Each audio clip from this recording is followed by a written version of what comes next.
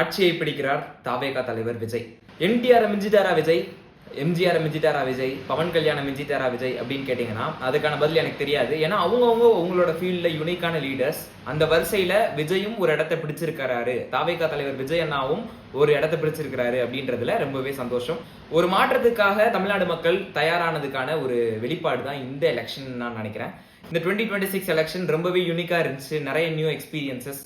தாவேகாக்கு கிட்டத்தட்ட 107 தொகுதிகளில் வெற்றி உறுதி அப்படின்றது தெரியுது. மீதி இருக்கிற தொகுதிகளை அவங்க எப்படி எடுத்துட்டு வர போறாங்க அப்படின்றது ரொம்பவே சுவாரஸ்யமா இருக்கு போது. ஏன்னா இதெல்லாம் நம்ம இப்பதான் ஃபர்ஸ்ட் டைம் பாக்குறோம். நம்ம ரொம்ப வருஷத்துக்கு கழிச்சு நம்ம இது ஃபர்ஸ்ட் டைம் பாக்குறோம்.